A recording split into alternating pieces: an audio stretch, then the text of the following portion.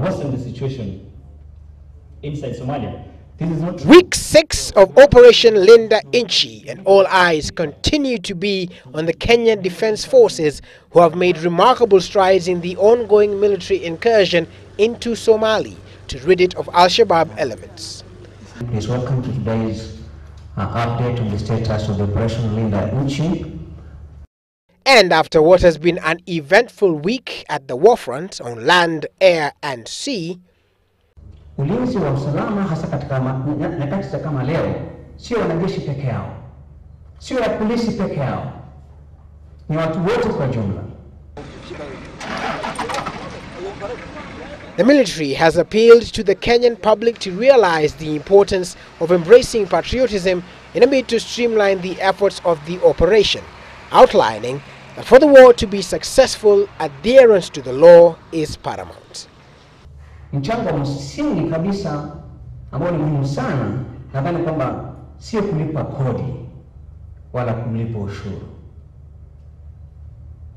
Mchango muhimu sana kwetu kama wanajeshi ni kutii sheria. The backdrop of this statement, complaints from a section of the members of public in Mombasa that the KDF have been harassing them. And while acknowledging that they have indeed received complaints, a raft of measures are now being implemented to address the situation. Tunaomba kamati ya kuweza kufanya uchunguzi wa kina zaidi ili kuweza kubaini jambo hili litokea pale.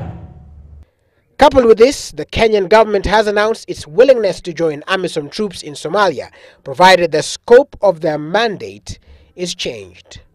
We will be transmitting that decision, or rather that request, to the UN Security Council, rather to the African Union and the UN Security Council. And coming on the back of the IGAD meeting that ended Friday, where the heads of state backed Kenya's position on Eritrea, Kenya has filed an application with the UN Sanctions Committee sitting in New York to have more sanctions placed on Eritrea, even placing a condition for its return to IGAD.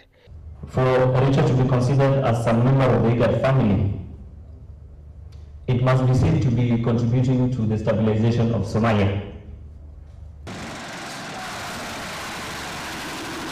The KDF forces dispelled talk of slackening of Operation Linda Inchi, explaining that once a region is taken over, it takes a considerable amount of time to pacify it before they can move on, and thus called for patience. So far, the Kenyan military has destroyed several camps in the southern region of Ahole, where it was believed that Al-Shabaab training camps were thriving.